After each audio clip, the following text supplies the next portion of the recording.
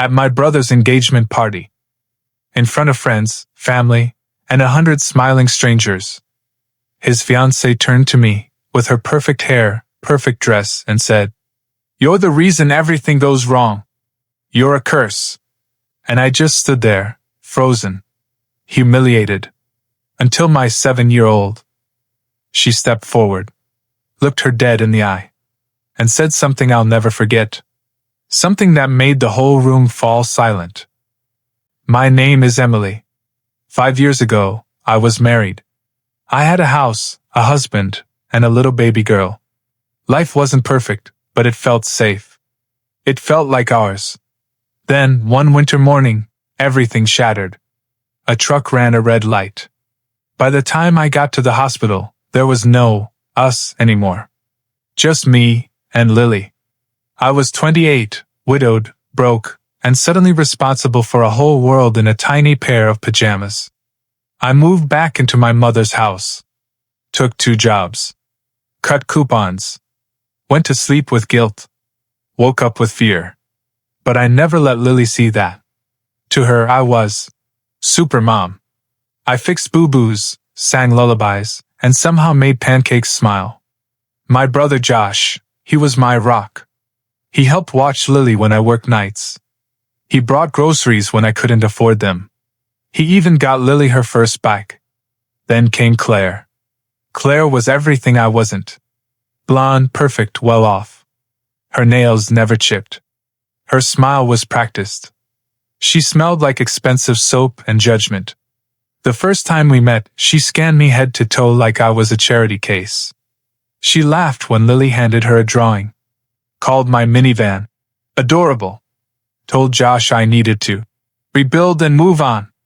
I tried. I smiled. I stayed quiet. For Josh's sake. But the distance between us grew. Claire never invited us to dinners. When I arrived, she made it clear I wasn't really welcome. And Josh started pulling back too. Like he didn't want to choose sides. Like loving me was too messy for his new, clean life. Still, when their engagement was announced, I clapped. When they asked for help with the party, I showed up.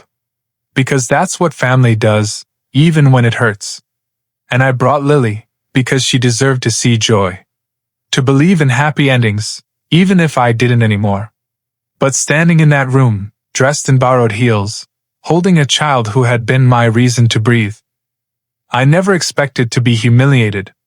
I never expected to be blamed. But that night wasn't just about pain. It was about what happened next. Because my daughter, my sweet, soft-spoken Lily, was about to show everyone exactly who we really were. It started with little things. The kinds of things you're not even sure you should feel hurt by.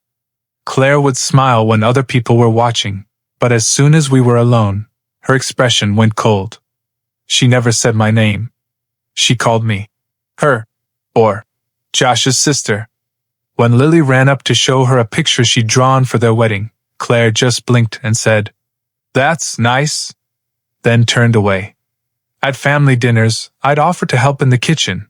Claire would wave me off like I was getting in the way. She once told Josh, right in front of me, "It's just easier if she doesn't touch anything." And he didn't say a word. Lily once spilled juice on Claire's white couch. She was 6. Claire gasped like someone had stabbed her, then muttered under her breath, "God, why is she even here?" I swallowed my pride more times than I can count. Smiled when I wanted to scream. Bit my tongue when I wanted to leave. But I stayed, for Josh. For the idea that family meant showing up, even when you felt invisible. Then came the engagement party. The house was filled with fairy lights, flowers, and people who seemed like they belonged. I wore my best dress, one I hadn't worn in years. Lily wore her favorite sparkly shoes. She kept asking me if she looked like a princess. I told her she looked better. We stood near the cake table. I offered to help serve drinks. Claire told me the bartender had it covered. When I tried to take a photo of Josh and Claire, she smiled tight and said, "Maybe don't. You always catch the worst angles." People laughed. I didn't. Then the power flickered.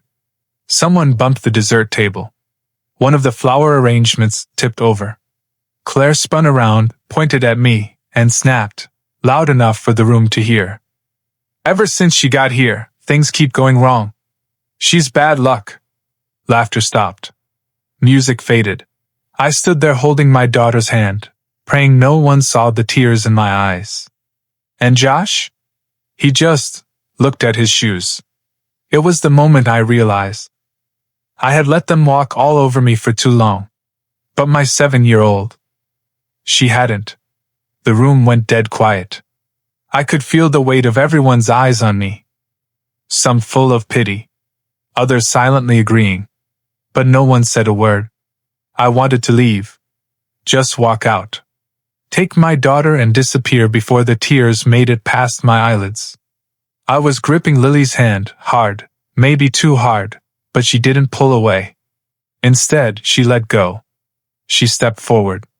Alone. Tiny in her sparkly shoes and a blue dress with little stars on it. Her voice wasn't loud. But somehow, it carried farther than anything anyone else had said that night. She's not bad luck. Claire blinked, startled. Everyone turned. She's my mom. She does everything for me. She works all day and still makes pancakes at night. She never lets me feel alone, even when she's sad. And when I'm scared, she hugs me so tight I forget the world is scary. She paused. Her lip trembled, but she didn't back down. You don't get to talk to her like that. She's the best person here. Silence. Claire just stood there, stunned, arms stiff at her sides, face turning red. Josh finally looked up. His mouth opened, but no words came out. My mom gasped softly behind me. Someone whispered, "Good for her." Another voice said, "She's right." And suddenly, something shifted. Lily walked back to me and grabbed my hand again. I was shaking now, not from embarrassment, but from pride. 7 years old. And she had more spine than every adult in that room. Josh came over, but I stepped back. We're leaving. I said it calmly. Clearly. For once, my voice didn't shake. He nodded. Didn't fight it. Didn't follow us out the door. As I walked out, I looked at Lily, so small, so fierce. And I realized, she hadn't just defended me. She reminded me who I am. I'm not weak. I'm not broken. I'm not bad luck. I'm the mother of a little girl who knows what love looks like. Because she sees it every single day. We drove home in silence that night. Lily held my hand the whole ride, her fingers laced through mine like roots clinging to solid ground. And even though I didn't say it, she knew. I was crying without a sound. Not because I was hurt, but because someone who mattered, had stood up for me when I couldn't. The next morning, there was a text from Josh. I'm sorry. Claire was way out of line. I didn't handle it right. I stared at it for a while. I didn't know how to reply. Because forgiveness doesn't mean forgetting. And sorry doesn't stitch up wounds overnight. Days passed. Claire didn't reach out, not once. Not to apologize. Not to check in. Nothing. And that was fine. Because I wasn't waiting anymore. Something changed in me that night. I stopped trying to squeeze myself into spaces where I was only tolerated.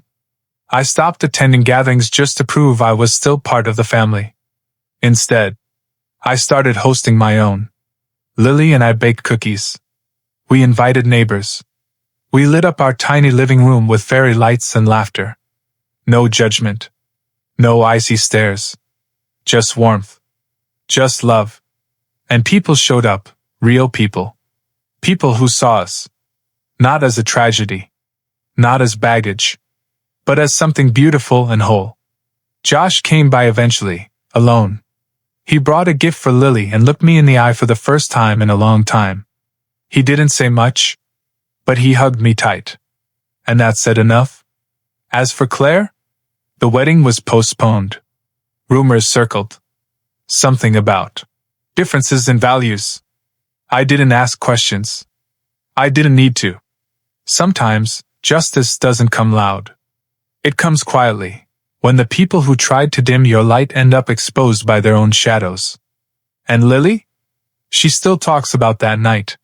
She says it was the first time she felt like a lion. I smile every time, because that moment, when a little girl defended her mother in front of 100 silent faces, wasn't just the climax of a painful story. It was the beginning of a new one. One where we don't shrink. We don't stay silent. We don't accept the corner when we deserve the whole room. Narrator soft, strong. She called me bad luck. But my daughter? She reminded me. I was everything but